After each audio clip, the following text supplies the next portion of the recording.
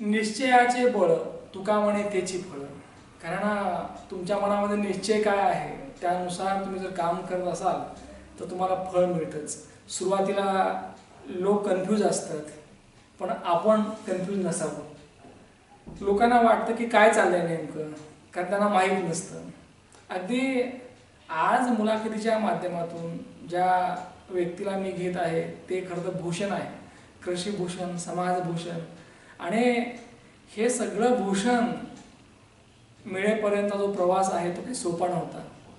अनेक अडचणी आल्या, अनेक लोकांनी हेलावलं, परंतु त्यांनी त्यांचा प्रवास थांबवला नाही. आणि आज खऱ्या अर्थानं ते एका रोल मॉडेलच्या भूमिकेत आहे. मला असं वाटतं की माणसाने प्रयत्न केलं की की मिळतं काहीतरी, नाही का. कणरगडीता वाळूचे तेलही गळे, केल्याने होत आहे रे आधी केलेच पाहिजे. अगदी आज आपल्यासमोर आहेत कृषीभूषण शिवराम जयराम घोडके. तुमचं स्वागत. सुरुवात करूया. आज तर बरंचसं आहे बोलण्यासारखं, आम्हाला ऐकण्यासारखं आणि तुम्हाला सांगण्यासारखं. परंतु शिवरामजी, आपण तिथून सुरुवात करूया की ज्या वेळेला काहीच नव्हतं खरं तर. अगदी विचारावंसं वाटतं की तसं पाहिलं तर शिक्षण हे तुमचं अगदी BSc आहे, नाही का. परंतु बालपण जे गेलं तुमचं, जी जडणघडण जी झाली त्या कुटुंबामध्ये, नाही का. लहानपणीचं तुमचं कुटुंब, लोळत गाव, नाही का. लहानपणीचे अनेक किस्से असतात खरं तर, आणि त्याशिवाय आयुष्य पुढं जात नाही. तर तुमच्या बाबतीमध्ये तुमचं बालपण नेमकं कसं होतं? माझं बालपण खूप इंटरेस्टिंग होतं. मी लहानपणी मला क्रिकेट खेळायचा खूप छंद होता. आणि क्रिकेट खेळताना मग घरी काय असायचं की 1 कप 2 कप असे दूध विकायचे घरून. आणि काही 10 पैसे 50 पैसे 4 आणे असे यायचे. मग माझ्याकडे घरी असलेले ठेवण्यात वगैरे पैसे असायचे, ते पैसे घ्यायचे आणि त्याचे बॉल बॅट आम्ही आणायचो. अच्छा. हां, म्हणजे तो काळ असा होता की फारसं कोणी माफ करत नव्हतं असं. हां, कप 2 कप, नाही हां, का, हां, असं या पद्धतीने दूध विकायचं. दूध विकायचं. आणि त्याचे जे काही पैसे यायचे त्यातनं जे काही क्रिकेटची आपली हाऊस आहे, ती बॉल असेल किंवा बॅट असेल, ते घ्यायचे, नाही का. बिलकुल. विचार असं वाटतं की गावाकडेच क्रिकेट व्हायचं. हां, बऱ्याच वेळा काय असं की अगदी प्रॉपरली मैदान पण नसतं, नाही का. पॅड नसतात, काही- गोल काही. नसतात, आणि अशा अवस्थेमध्ये पोर अगदी बिंदास खेळतात. पायात चप्पल पण नसायचं. तर ते लहानपणी जे क्रिकेट खेळायचं, ते सवंगडी, तो अनुभव आणि तो आनंद काय होता नेमका? खूप मजा यायची. क्रिकेट आजही वाटतं की ते दिवस परत यावं. की सकाळी क्रिकेट खेळायला गेलो की आम्ही संध्याकाळी घरी असायचो. कधी कधी आंघोळही नसायची. 3-4 वाजता आंघोळ करायचं, 3-4 वाजता जेवायचं, परत क्रिकेट खेळायला यायचं. आणि माझा बॅट बॉल असल्यामुळे मी कधी कॅप्टनशिप करायचो. आणि नदीत पोहणे. आता नदीत माझ्या शेताच्या शेजारी बिंदुसरा नदी. मी एकुलता एक असल्यामुळे मला नदीकडे जाऊन देत नव्हते.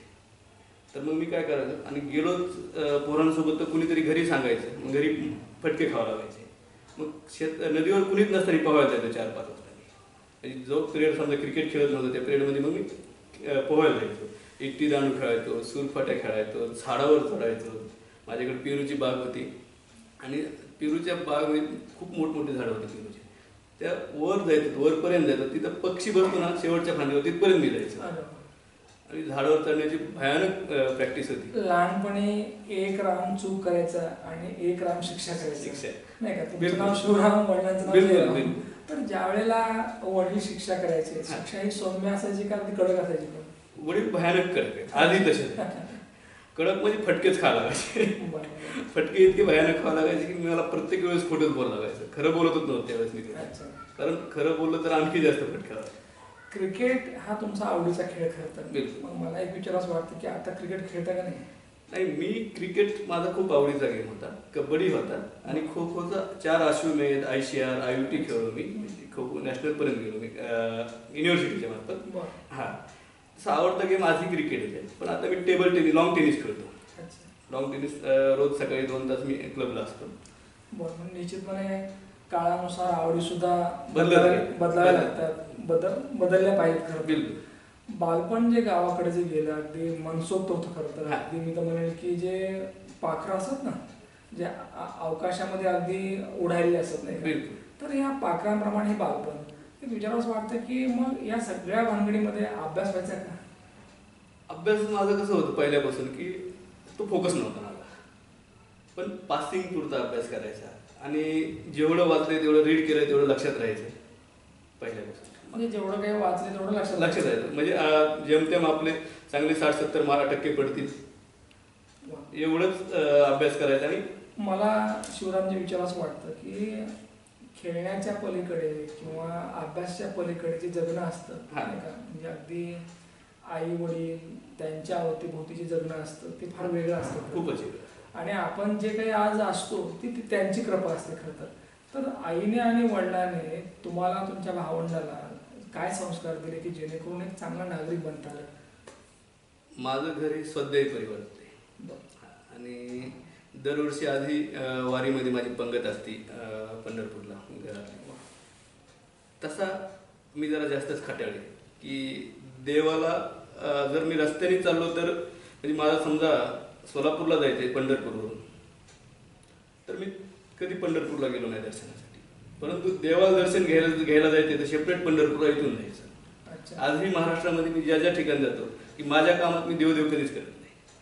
देवाला सेपरेट देवासाठी जायचं देवदेव करायचं. म्हणजे कुठंतरी चाललात वाटेत लागलं पंढरपूर म्हणून नाही थांबायचं. म्हणजे माझं तसं मला असं वाटतं की म्हणजे आपली जी काही कमिटमेंट आहे नाही का की मी यायलोय फक्त तुझ्या बस. निश्चितपणे मला असं वाटतं की भक्तीमध्ये शक्ती असते आणि देवाला पण कदाचित ते आवडतं. आणि मला ते पहिल्यापासूनच आहे. माझ्या घरात आजही रोज 8:30 वाजता प्रार्थना होती, आजही होती.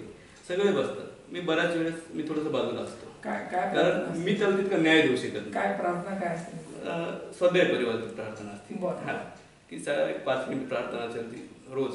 पण मी आजही पण माझ्या कामानिमित्त मी रेग्युलर बसत नाही. खूप वडील म्हणले कधी तर त्यांच्या समाधानासाठी बसतो. कारण मी जर माझी संकल्पना काय की मी देवासाठी ते करतोय ते मी त्याला न्याय दिला. प्रार्थनेसाठी जेव्हा आपले आई वडील आपले कुटुंबातील सदस्य जेव्हा हात जोडतात देवाला विनवणी करतात नाही का, त्याची स्तुती करतात, त्यावेळेला निश्चितपणे घरामध्ये शांतता लागते. खूप शांत. आज माझे मुलं वगैरे सगळं प्रार्थना पाठ आहेत आणि तेच वातावरण. तुम्ही आज घरात आहेत माझ्या, तुम्हाला इथं मी ते अनुभवतो. माणसाची पैशाची श्रीमंती किती आहे हे महत्वाचं नाही, तर माणसाची श्रीमंती जी असते ना ती संस्काराची असते. आणि शिवरामजी मी तुम्ही कृषी भूषण आहात पण इथं आलो नाही तर निश्चितपणे प्रत्येकाला तुम्ही भूषण वाटता नाही का, फक्त कृषीपुरते तुम्ही भूषण नाही तर सगळ्यांसाठी तुम्ही भूषण आहात. मी सगळ्यांसाठी यासाठी म्हटलं कारण प्रत्येकाला तुम्ही काही ना काहीतरी मदत करता आणि ही मदतीची जी भावना असते ना तीच तुम्हाला एका विशिष्ट उंचीवर घेऊन जाते. मला एक विचार असं वाटतं की लहानपणी वडिलांना तुमच्या बाबतीमध्ये नेमकी काय अपेक्षा होती? कारण कसं असतं की लेकरांकडून आई वडिलांच्या फार नाही पण काहीतरी अपेक्षा असतात. बिलकुलच असतात. परवाचाच एक किस्सा सांगतो. मी एक पोस्ट लिहिली परवाच की माझा क्लासमेट आहे, त्याच्या मुलीचं लग्न झालं. 38 वर्ष झालं, 38 वर्ष त्याच्या मुलीचं लग्न झालं. म्हणजे मुलगी 19 वर्षाची होती, 19-20 वर्षाची होती आणि शेवटची मंगलाष्टका झाली की त्याच्या डोळ्यात पाणी आणि मी बघून नाही बघितल्यासारखं केलं कारण मी त्याला रोखू शकलो नसतो. मला स्वतःला पण रोखू शकलो नसतो. कदाचित तीच वडिलांचे पण हे असेल माझ्या. बाप झाल्यावर काय असं त्या दिवशी कळलं, मुलं झाल्यावर नाही कळलं. पण त्या दिवशी लग्न झालं माझ्या मित्राच्या मुलीचं, बाळूगावानी म्हणून मुलगा मित्र आहे माझा, त्याच्या मुलीचं लग्न झाल्यावर मला कळलं की अरे खरंच बाप होणं सोपं नसतं. कारण तुम्ही पाहिलं की अरे तो ज्या डोळ्यामध्ये अश्रू आहे कारण लेकरावर बाप प्रचंड प्रेम करतो. प्रचंड नाही का, कधी कधी तो दाखवत नाही परंतु ते प्रेम खूप असतं. ते प्रेम त्या दिवशी लक्षात येतं की मुलगी वाटायला होतं त्या दिवशी लक्षात येतं. तुमच्या वडिलांची तुमच्याकडनं काय अपेक्षा म्हणजे आपल्या शिवरामने नेमकं काय व्हावं? कदाचित मे बी काही अपेक्षा मी त्यांच्या पूर्ण केल्या असतील आता, पण त्यावेळेस त्यांच्या अपेक्षा होत्या की खूप शिकावं, मोठं व्हावं. कारण त्यांनी स्वतः बराचसे खांदे आहेत वडिलांनी आमच्या. आणि मग त्यांनी आमच्या मला 5 बहिणी आहेत आणि मी एकटाच आहे. परंतु वेल एज्युकेटेड आहेत. काकाची मुलं MBBS डॉक्टर वगैरे सगळं म्हणजे वडिलांमुळे हे सगळं परिवार झाला आहे. आणि सगळे आता सगळ्यात चांगल्या ठिकाणी शिक्षण ग्रॅज्युएट आहेत, सगळे चांगल्या चांगल्या ठिकाणी चांगल्या पगारी सगळ्यांना. मीच फक्त शेती करतोय. शेती करतोय म्हणजे सगळी शेती तेच करतात की त्यांच्यावर रेबुट्या मारतात त्यांच्या शेतीवर. कारण माझं काहीच नाही, सगळं आहे ते त्यांचं.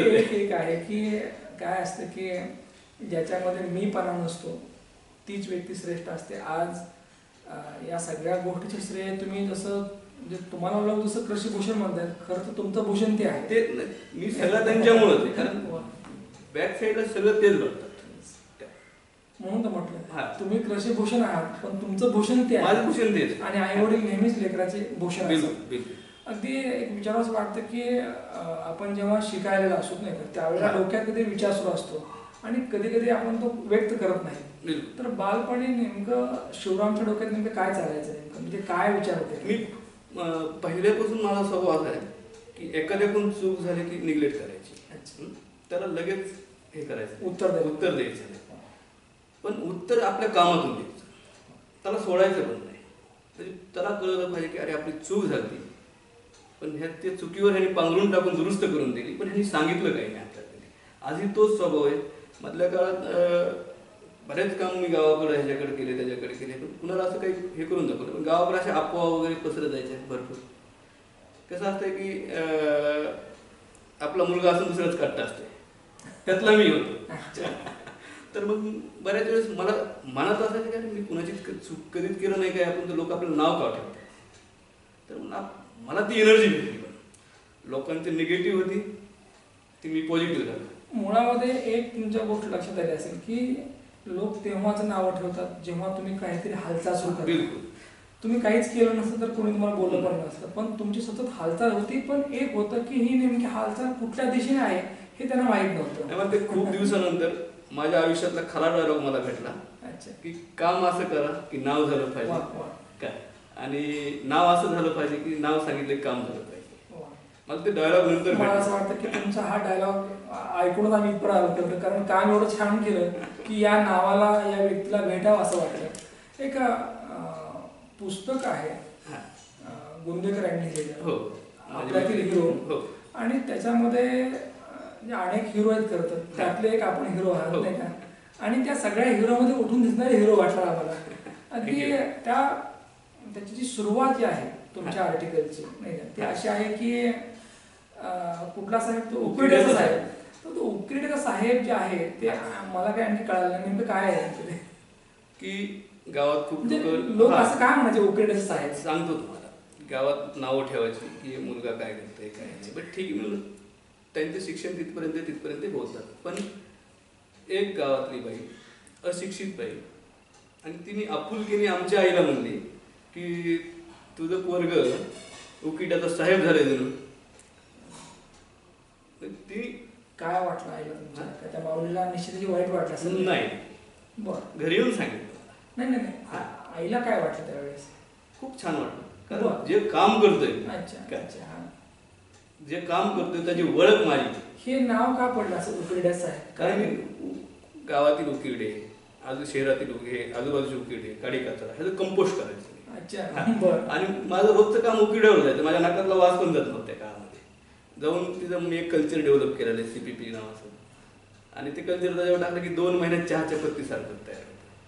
आणि ते एका उकिरड्यामध्ये 1.5 ते 2 लाखाचा शेतकऱ्याचा फायदा होतो. असं जर कोणी म्हटलं की अरे हा कुठे उकिरड्यावर तर कन्फ्युज होते. म्हणजे उकिरड्या आणि जाण्याची तर काही कामं असतं हे लोकांना आजही माहीत नाही करत. आणि तुम्ही खऱ्या अर्थाने त्या उकिरड्यावर एक भविष्य शोधायला सुरुवात केली. एक विचारास वाटतं की शिक्षणाचे जे काय आहे म्हणजे अगदी BSc ॲग्री आहात पुढे MSc करता आलं असतं कुठे जॉब भेटला असता तर शिक्षणातला प्रोग्रेस हा चालूच होता आहे. मग शेतीकडे कधी दाखल झाला म्हणजे शेतीकडे पूर्ण वेळ जे आहे काम 2003 पासून मी BSc 12वी पासूनच मी शेतीकडे झालो कल माझा. पण शेतीकडे दाखल झालो म्हणजे मी तिथं खूप कबाड कष्ट केले असं अजिबात झालं. म्हणजे निवडत तिथं काय करतो स्मार्ट वर्क करत झालो. त्याच्या समजा शेतात ऊसाचं पाचट पडे त्याच्यापासून बाय प्रॉडक्ट काय होते. माझ्या शेतात कापूस आहे त्याची पहाटी त्याच्यापासून बाय प्रॉडक्ट काय होते. तुराटी त्याच्यापासून बाय प्रॉडक्ट काय होतं. मग ते कंपोस्ट कसं होतं. मग त्याचं अनालिसिस केलं की जर तुराटीचं कंपोस्ट केलं आणि ते तुरीला जर वापरलं तर त्यातले अन्न घटक त्याला भेटतात आणि मग त्याची वाढ चांगली होती. मग हे काम करत गेलं खूप मोठ्या म्हणजे माती सुधारण्याचं काम मी करत गेलो. डॉंकी वर्क करणं स्मार्ट वर्क नाही. आणि मला असं वाटतं की या काळामध्ये जी माणसं स्मार्ट वर्क करतात ती माणसं अगदी बऱ्यापैकी नाही तर चांगल्या प्रकारे त्याला यश मिळतच नाही. बिलकुल. पण ते त्यासाठी मग अभ्यास लागतो. नाही, अभ्यास तर करावं लागतो. असा अर्थ ते करता साहसी तुका म्हणे अभ्यास अभ्यास. अभ्यास तर पाहिजे. अभ्यास पाहिजे. आणि तुम्ही एक गोष्ट हेरली होती की आपल्याला शेती करायची, उत्तम करायची, पण अभ्यास पण करायचा. अभ्यास पण करायचा. म्हणून बीएससी ऍग्रिकल्चर. उद्या कुणी असं म्हणू नये किंवा शिकला नाही म्हणून शेती करतोय.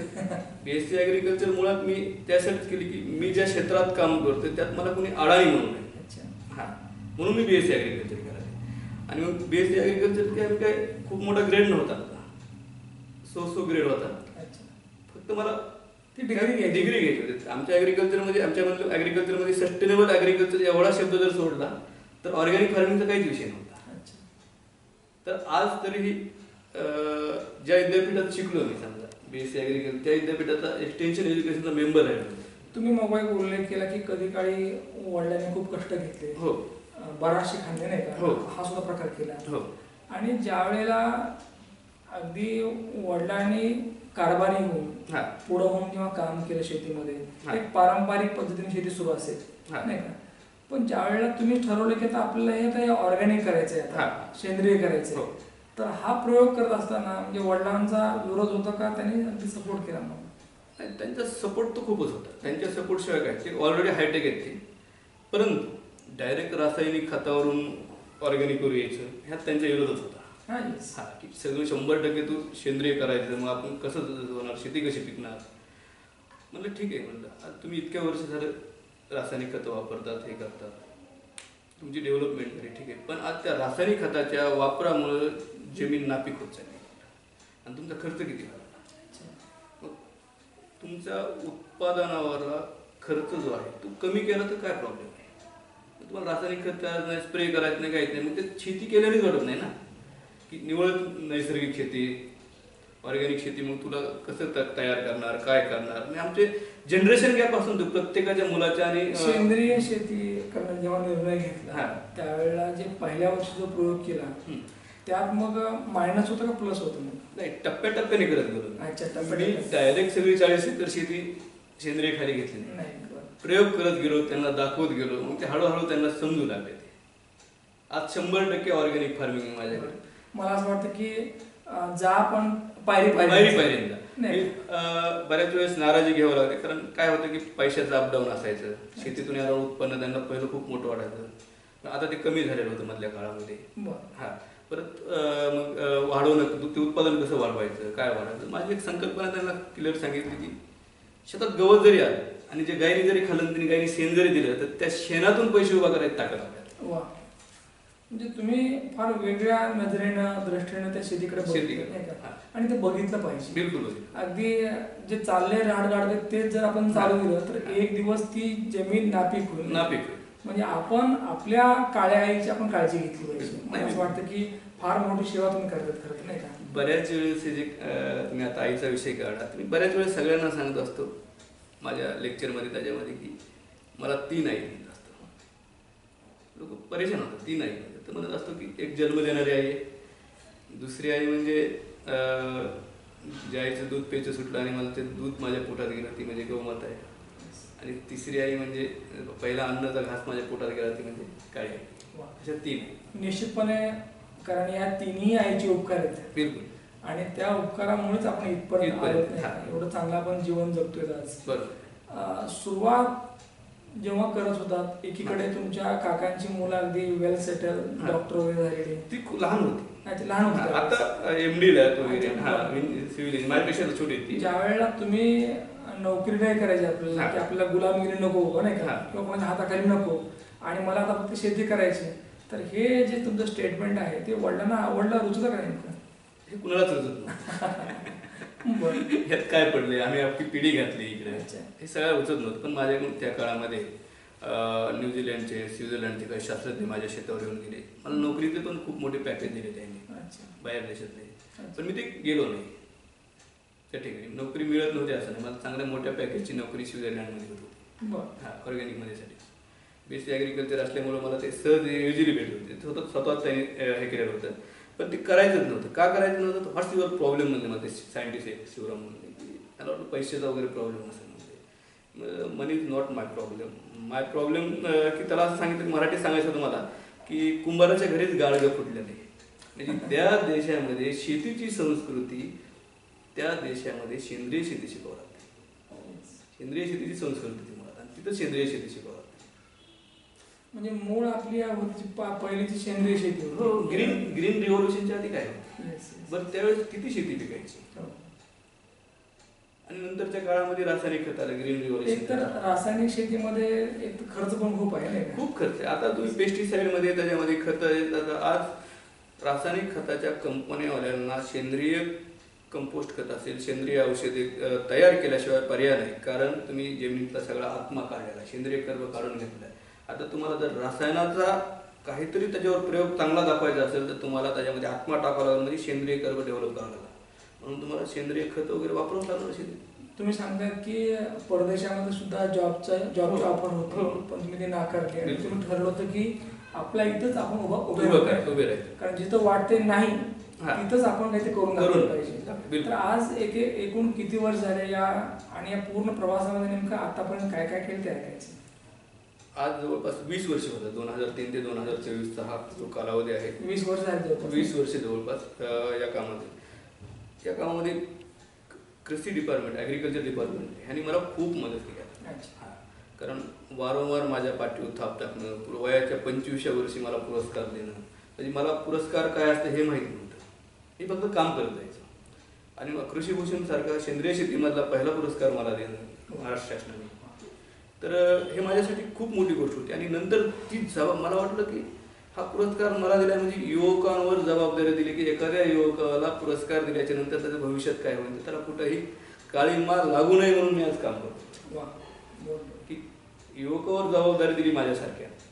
तर त्याच्यानंतर मी 6 लाख शेतकऱ्यांना ट्रेनिंग केली. मला असं वाटतं की तुमच्यामध्ये तर आहेच ते गट्स, पण तुम्ही ते इतरांना देखील दिलं खरं. आणि आपल्याकडे नॉलेज आहे. मी जेवढ्या आतापर्यंत ट्रेनिंग दिली तर ते 27-28 जण, काही कृषीभूषण आहेत, काही उद्यान पंडित आहेत, म्हणजे त्यांना पण पुरस्कार भेटले. देत राहा माणसं. कारण आणि ते मला कधी कळले की ते येऊन सांगतात की सर मी तुमच्याकडे ट्रेनिंगला होतो ना. मला असं वाटतं की तुमच्यासाठी एक गोष्ट लागू होते की देणाऱ्याने देत जावे, घेणाऱ्याने घेत जावे, एक दिवस घेणाऱ्याने देणाऱ्याचे निश्चितपणे मला असं वाटतं की ज्या लोकांना तुम्ही देत गेलात त्या लोकांनी तुमच्याकडनं बऱ्याच गोष्टी घेतल्यात खरं नाही का. आणि हे वाटलं पाहिजे माणसाने. पहिल्यापासूनच म्हणजे माझा जे थॉट्स आहे ना की बऱ्याच वेळेस आपण दवाखान्यातल्या पेशंटला भेटायचं, तर माझं म्हणणं असतं की त्याला भेटून उपयोग नाही. त्याला त्यावेळेस पैशाची गरज असते. Yes, correct. आपल्या खिशात जे आपल्याच्याने होत असून तेवढे त्याला विचारायचं किती पैसे लागतील, काय लागतील. असं नसेल तर हे घे, तुला जेव्हा वाटेल तेव्हा. मला वाटतं शिवरामजी, काळ्या आईची जो माणूस सेवा करतो, जो गोमातेची सेवा करतो, जो आईची सेवा करतो, त्याच्या मनामध्ये नेहमीच प्रेमभाव असतो. आणि त्याला एक गोष्ट असते की जसं माझं पोट आहे तसं इतरांचे आहे, आणि जसं मी आनंदी आहे तसे इतर सुद्धा आनंदी राहावेत ही भूमिका असते.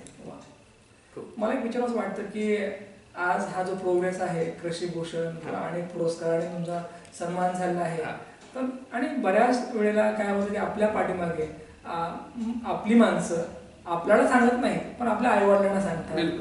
तर काय नेमका रिॲक्ट काय असतो?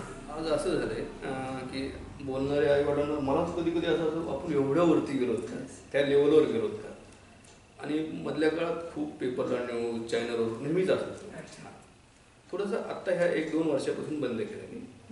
जी कामं फोकस होती त्याच्यावर फोकस, थोडंसं माझं फोकस म्हणजे त्याला मला प्राधान्य देता येणार. कारण न्यूज वगैरे आल्या की शेतकरी बोलायचे कार्यक्रमाला इथे या तिथे, मला नाही म्हणता येत. आणि आजपर्यंत महाराष्ट्रातून कोणत्याही शेतकऱ्याकडून माझ्या भाषणासाठी, लेक्चरसाठी 1 रुपयाही घेतलेला नाही. माझं स्वतःचं डिझेल घालून मी तिथे जातो. म्हणजे ही सेवा अविरतपणे आहे. आत्ता शेतीमध्ये कुठले प्रयोग आहेत, कुठलं उत्पादन घेतात नेमकं ते सांगा. आता सध्या जास्त गायांचा चारावर भर आहे माझा. आणि सोयाबीन घेतो, कारण सोयाबीन ह्याच्यासाठी त्याचं भुसकट पण गाई खातात. काही ऊस, आता कापूस तर बंदच केला, ऊस ह्या वर्षी थोडासा केला मी, जनावराला होतो. आणि काही पाणी होतं माझ्याकडे उपलब्ध होतं, मी ऊस केलं थोडासा. बाकी हरभरा, ज्वारी जास्त प्रमाणात असते कारण ते कडबा जनावराला लागतो मला. गहू वगैरे, बाजरी, ज्वारी असे साधारण आंब्याचा बाग आहे. तुमच्याकडे ज्या गायी आहेत त्यांचं जे वाण आहे गाईचं ते कुठलं आहे आणि साधारण किती प्रमाणात दूध निघतात? गीर गाई आहेत माझ्याकडे, जवळपास 70 ते 80 लिटरचं माझं सकाळ आणि संध्याकाळचं हे होतं. हां, आणि ते सकाळी पॅकिंग करून शहरात विक्री करतो आणि संध्याकाळी पॅकिंग करून शहरात. इतर दुधापेक्षा त्याच्यामध्ये काही फरक वाटतो का असं? नाही, बिलकुल. देशी गाय गिर म्हणजे. अच्छा. आणि फॅट्स म्हणा, A1 A2चा फरक म्हणा, ह्याच्यात खूप मोठा फरक आहे. किती साधारण भाव मिळतो त्याला? मी 70 ते 80 रुपये लिटरनी पॅकिंग करून देतो. अच्छा. इथं बीड बीड शहरामध्ये हे दररोज सुरू आहे नाही? रोजचं सुरू आहे. हे दूध आणणं हे कोणाचं काम आहे? हे लेबर असतात. अच्छा. हां, वडील मदत करतात काही. आणि आता बऱ्याच वेळेस लेबरवर डिपेंड राहणं म्हणजे आजकाल म्हणजे दुःख असं आहे की त्याविषयी बोलता पण येत नाही आणि सांगता पण येत नाही. नाही बोललं बरं. हा, आपल्याला नाही भेटत गप्प आपण. हा, नाही असं झालं. निश्चितपणे या ठिकाणी काम करण्यासाठी अनेक कामं आहेत. बिलकुल. आणि म्हणजे करायचं नसेल तर मग काही त्याला पर्याय. पण ज्याला वाटतंय ना की काम करायचंय की त्यासाठी अनेक कामं आजही आहेत, होती आणि आहेत. बिलकुल. एक विचारायचं होतं सर की म्हणजे अगदी गीर गायचा तुमचा अगदी उपक्रम असेल किंवा अगदी फळशेती असेल नाही का, याच्या व्यतिरिक्त आणखी काय कुठलं म्हणजे तुम्ही मग एक उल्लेख केला की तुमच्याकडे ट्रेनिंग सुद्धा असतं नाही का? माझ्याकडं महाराष्ट्रातलं पहिलं सेंद्रिय शेती ट्रेनिंग सेंटर आहे. सेंद्रिय शेती धोरणाच्या अंतर्गत महाराष्ट्र शासनाचं मान्यता असणार. मग त्या ट्रेनिंग सेंटर आहे. माझ्याकडं सीड युनिट आहे, म्हणजे बियाणे प्रक्रिया करण्याचं युनिट आहे. आणखी बाकी बरेच वेगवेगळे गोष्टी माझ्याकडे त्या ठिकाणी माझ्या फार्मवर उपलब्ध आहेत. हां. साधारणतः महिनाभरामध्ये किती लोकांची विजिट असते आणि त्यांना काय नेमकं? आजच मला वाटतं साधारण 150 ते 200 विद्यार्थी फार्मवर गेले आणि त्यांनी अचानक सांगितल्यामुळं मला जाणं नाही झालं. त्यांना ॲटलिस्ट 1-2 दिवस आधी जरी सांगितलं तर मला वेळ देता आला असता. मग ते भेटून गेले तिथं आले. आपली तुम्ही उल्लेख केला की आपली जी जुनी परंपरा होती ती अगदी सेंद्रिय शेती होती. हो. आणि त्याला परत जिवंत करता तुम्ही नाही? हो. आज एक विचारायचं होतं की तुमच्यामुळे आज किती शेतकरी बांधव आज हे ऑर्गॅनिक फार्मिंग करतात? मी 6 लाख लोकांना ट्रेनिंग. 6 लाख लोकांना. त्यांच्यापासून किती असतील? मग त्यांचे रिझल्ट काय, त्यांचे ओपिनियन काय असतात? आता कसं असतं की एक बॅच गेली, काही कॉन्टॅक्टमध्ये राहतात, काही राहत नाही. आता बऱ्याच वेळेस मी काही ठिकाणी गेलो 2-3 हजार लोक असतात, काही वेळेस 500 असतात, काही वेळेस 100-200 लोक असतात. त्यांना मार्गदर्शन करणं आणि त्यातले जे घेतात तर प्रत्येकच आपण जाऊन बघू शकत नाही. आवडत्या क्षेत्रामध्ये शिवरामजी काम करतायत. मला असं वाटतं की तुम्ही जीवन जगताय खरं तर नाही? कधी कधी काय होतं की तुमच्यावर काम लागलेलं असतं आणि पैसे मिळतात म्हणून तुम्ही करायला असतात. मला असं वाटतं की पैसे किती मिळतात यापेक्षा काम किती आवडीचं आहे ते खूप महत्वाचं आहे. तसं पाहिलं तर ते जे सायंटिस्ट होते ऑस्ट्रेलियाचे, त्यांनी फार मोठी ऑफर, स्वित्झर्लंड, त्यांनी फार मोठी ऑफर दिली होती.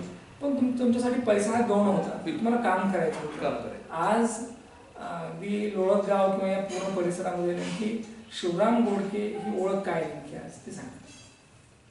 ब्रँड म्हणते.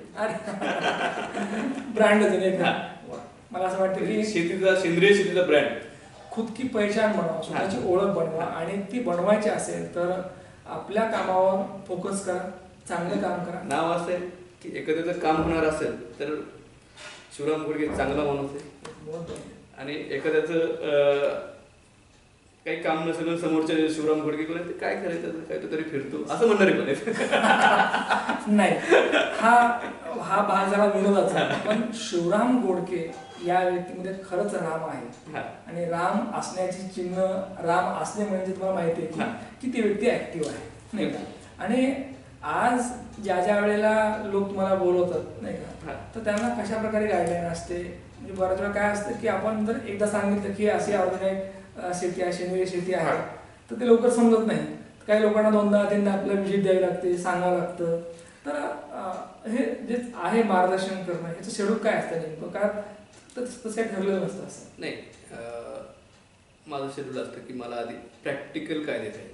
प्रॅक्टिकल काय? बरं, मी भाषणं तर मी तुम्हाला सुरुवातीलाच आपण चर्चा करताना सांगितलं की आपण अशा देशात राहतो की त्या देशामध्ये शेती करणारा शेतीवर कमी बोलतो आणि शेती करत नाही तो शेतीवर जास्त बोलतो काय. आणि मी त्यातला नाही. मी प्रॅक्टिकली शेती कशी करता येईल ते शेतकऱ्याला प्रॅक्टिकलद्वारे सांगतो. माझं जे लेक्चर वगैरे असतात मी तिथे उकिड्यावर जातो. त्यांना माझं जे लेक्चर झालं की प्रॉपर उकिड्यावर घेऊन जातो. एक CPP नावाचं कल्चर आहे, ते घोळतो पाण्यामध्ये, खोल पाडतो, त्याच्यात कसं टाकायचं, त्याच्यात पाणी कसं टाकायचं. 2 महिन्याच्या नंतर चहाच्या पत्तीसारखं खत कसं तयार होतं. आणि 2 महिन्याच्या नंतर त्या शेतकऱ्याचा जो फोन येतो तो आनंद कुठं नसतो की सर. आणि मला- त्याच्यानंतरचा जो रिझल्ट असेल तो शेतात वापरतो, 8-15 दिवसांनी ती शेती मऊ होते, नरम होते, आणि मग तो सांगतो की नेमकं ह्याच्यात काय आहे. समुद्राच्या तळाशी आपल्याला मोती सापडतो, हो, एखाद्या खाणीमध्ये आपल्याला सोनं सोनं सापडतं. सापडतं. तसं मला असं वाटतं की उकिरड्यावर जर शिवरामने काय शोधलं असेल तर सोनंच शोधलं, मोती शोधले, मोती हिरे शोधले, शोधले. सगळे शोधून आहे का. कारण खरी संपत्ती ती आहे. तीच आहे. आणि बऱ्याच वेळेला ज्या गोष्टीकडे आपण दुर्लक्ष करतो तीच गोष्ट आपल्याला बरंच काही देऊन जाते. बिलकुल बिलकुल. पण ते आपण समजून घेतलं पाहिजे. हा. कधी कधी काय होतं की आपलं जे सोशल स्टेटस आहे किंवा मीपणा किंवा मी का करावं हे नाही का, हा. हे माझं काम नाही. हा. परंतु मला असं वाटतं की प्रत्येक गोष्ट ही आपली असते आणि आपण ती केलीच पाहिजे. आज एक विचार असं वाटतं की बऱ्याच वेळा बघतोच आपण की तरुण शिकतायत नाही का, हो. अगदी नोकऱ्या नाहीयेत, नोकरी मिळावी यासाठी वाटतं ते. हो. मग अशा तरुणांना ज्यांना वाटतं की काहीतरी करायचं, कारण आयुष्य काय आहे की काहीतरी कमवायचं आहे आपल्याला नाही का. बिलकुल. असं कोणी म्हणत नाही मला कमवायचंय, बिलकुल. कमवायचं आहे. कमवायचं. पण ते कसं कमवायचं माहित नाही. तर तरुणांना काय आपण आज सल्ला द्याल? सर खरं मनातून सांगा की प्रत्येकामध्ये एक पॉझिटिव्ह एनर्जी असते, प्रत्येकाचं एक ध्येय वेगळं असतं. काय त्याच्यावर काम एक लादणं, त्याला जे जमत नाही ते लादणं, आणि त्याला जे जमतंय त्यातलं स्किल जर आपण शोधलं नाही आणि त्याने विदाऊट स्किल काम केलं तो कधीच सक्सेस होणार नाही. तुम्हाला एकाच ठिकाणी 10 लाख रुपयाचं पॅकेज आहे, वर्षाला असेल, महिन्याला असेल, परंतु दुसऱ्या ठिकाणी तुम्हाला त्यात इंटरेस्ट आहे आणि त्या 10 लाखामध्ये इंटरेस्ट नाही, निश्चित ते 10 लाखावर लागणार. काय तर तुम्हाला त्यात इंटरेस्ट आहे, ठीक आहे, तुम्हाला आज नाही उद्या त्यात वरचा स्तर असतो तो भेटतो. आज मला 20 वर्षानंतर माझ्यासाठी काय आहे तर तुम्ही माझं घर शोधित मला म्हणजे माझं जे हे होतं, ध्येय होतं, लोकांनी आपल्याला शोधत यावं यासाठी, कारण आपण तितक्या उंचीपर्यंत गेलं पाहिजे. उंची किती गेली माहित नाही, परंतु तुम्ही मला आणि तुम्ही नाव सांगितलं. खरं तर माझी आज इच्छाच नव्हती, तुम्ही आला, तुमचा डबल फोन आल्यावर मीच पागल. नाही, सरांना वेळ द्यायचा आहे, शनिवार रविवार होता, रोजच बाहेर होतो, आज पण बाहेर आहे. आणि हे जे आहे ना की प्रत्येक युवकाने तुमच्यातला स्वतःतल्या अंगातला जो किडा येस येस काय तो जो किडा आहे, म्हणजे किडाचा इन द सेन्स म्हणजे तुमचं जे ध्येय आहे, तुम्ही जे करू शकता तेच तुम्ही करा आणि चांगलं करा. निसर्गासाठी असेल, माणसासाठी असेल, मातीसाठी असेल, मित्रांसाठी असेल, किंवा अनेकांना नोकरी देण्यासाठी असेल, ते तुम्ही काम करा. फक्त स्वतःचं घर तर कुणी पण भरतं, स्वतःचं पोट कुणीतरी भरतं, स्वतःचं घर कुणीतरी उभं करतं, पण अनेकांच्या घर उभं राहण्यासाठी हातभार लागणं असं आपण काम केलं पाहिजे. आणि तेच माझ्या देशातील आणि राज्यातील युवकांना माझा एक संदेश आहे की तुमच्यामध्ये ध्येय असेल, तुम्हाला ज्याविषयी काम करावं वाटते ते काम आजपासून सुरू करा. उद्या ग्रॅज्युएशनची वाट पाहू नका, तुम्ही आजपासून सुरू करा. ग्रॅज्युएशनपर्यंत तुम्ही एका वेगळ्या स्तरावर असता, आणि मी ग्रॅज्युएशन झाल्या कृषीभूषण होता मला वर्षी. मला असं वाटतं की कल करे सो आज करे सो आप करे सो सुरू कर. पाहिलं आपण की एखादं काम जर करायचं असेल त्याची सुरुवात फार लवकर करावी लागते नाही का. उशिरा जाग आल्यानंतर होतं पण तेवढं यश येत नाही. आणि मग आपल्याला नेमकं काय करायचं आहे त्याची सुरुवात जर आपण जर लवकर केली तर अगदी आपण त्या गोष्टी सहज करतो. जसं की आपल्याला गावाला जायचं आहे, जर आपण लवकर उठलात तर आपण लवकर पोहोचतो, उशिरा उठलात तर आपण उशिरा पोहोचतो. म्हणून लवकर उठा, लवकर विचार करा, लवकर कृती करा. आणि हे लवकर केल्यामुळे या ठिकाणी लवकर यश भेटले. निश्चितपणे या ठिकाणी शिवरामजी घोडके हे जे भूषण आहे हे खरंच अगदी उत्कृष्ट आहे. हे फक्त शेतीपुरतं भूषण नाही तर माणसासाठी सुद्धा भूषण आहे. मला असं वाटतं की आपण एखादी गोष्ट करतो, पैसा मिळतो आणि आपल्या डोक्यात यशाची हवा जाते, परंतु आजही माणसामध्ये आजही आईवडिलांच्या पायावर स्वर्ग पाहणारे, अगदी देवावर श्रद्धा असणारे आणि आजही या ठिकाणी त्यांच्या घरी आता मी आहे असं वाटतं की हे घर नाही तर मंदिर आहे. कारण मला असं वाटतं की माणसं पैसा कमवतात परंतु घर पण निघून जातं नाही का. अगदी घोडके परिवार हा जो आहे अगदी देवावर श्रद्धा असणारा माणसातलं हे कुटुंब आहे. आणि सगळ्यात महत्त्वाची बाब म्हणजे या कुटुंबाची शिकवण अशी आहे की 3 आईवर प्रेम करा. 1 जिने जन्म दिला, 2 की जिचं दूध पिलो आपण म्हणजे गोमाता, आणि 3 म्हणजे आपली काळी आई. या 3 आईवर सदैव सतत प्रेम करणारं हे व्यक्तिमत्व. मी एवढंच म्हणेल की तुम्हाला चांगलं आरोग्य लाभो आणि तुमच्या तिन्ही आईचे आणि अनेक शेतकरी बांधवांचे तुम्हाला चांगले आशीर्वाद लाभो आणि तुम्हाला पुढील काळामध्ये तुम्ही जो काही संकल्प केला आहे तो अगदी तडीस जावो यासाठी खूप खूप शुभेच्छा. निश्चितच या ठिकाणी कृषीभूषण शिवरामजी घोडके यांची घेतलेली मुलाखत यांच्या जीवन प्रवासावर टाकला प्रकाश प्रेक्षकांना आवडला असेल. परत भेटूया पुढच्या मुलाखतीमध्ये. तोपर्यंत पाहत राहा न्यूज वन महाराष्ट्र चॅनल. धन्यवाद.